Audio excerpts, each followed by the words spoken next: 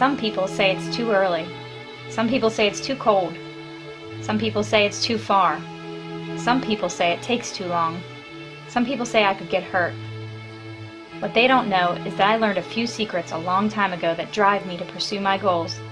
If it hurts, it will only make you stronger.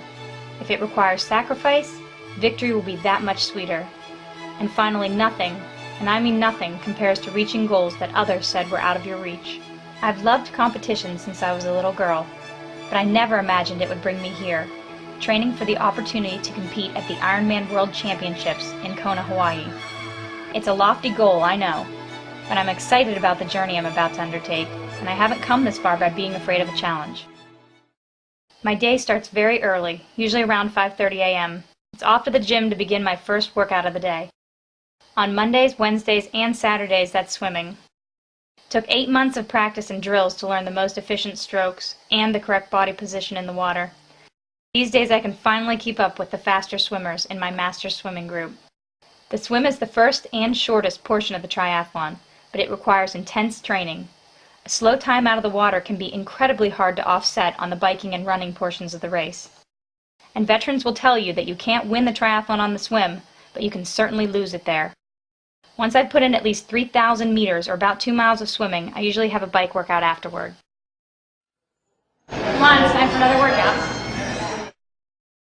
During the winter season, bike workouts are usually done indoors on a trainer or stationary bike. I often use tricks to keep myself motivated, like doing intervals, listening to music, or watching movies. The bike is the longest portion of the triathlon, at 56 miles during a half Ironman or 112 miles during a full Ironman. So in terms of training, it takes the largest amount of my time. I bike 4 to 5 times per week and anywhere from an hour to 4 hours at a time. Running. It's where my athletic career began and where the triathlon ends. I started running at the age of 14, and I've never stopped. So needless to say, it's my favorite of the 3 sports.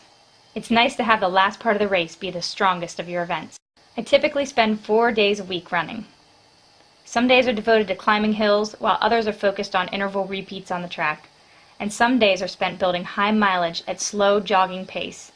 My Saturday long runs reach about 14 or 15 miles at their peak, which takes me around 2 hours. In total, I train between 12 and 20 hours per week in addition to working a full-time job and keeping up with my family, friends, and other responsibilities. I don't watch much TV, but I don't feel like I'm missing much. I love what I do, and at this point in my life, I wouldn't have it any other way. I'm fortunate to have the opportunity, to have the ability, the time, and the means to train the way I do.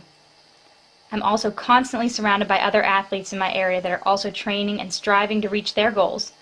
Some of my friends and family think I'm crazy, but they have always been encouraging and supportive, no matter how ambitious my goals have been.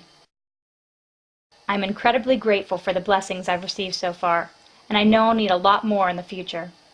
I may not be the fastest swimmer or the most talented athlete, but I can guarantee you one thing.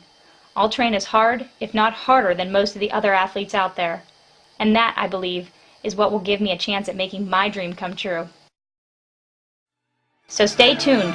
The road to the Hawaii Ironman will be long, with many twists and turns. But trust me when I say, I will be there at the starting line one day. A wise man named Joe Louis once said, "You only live once, but if you work it right, once is enough."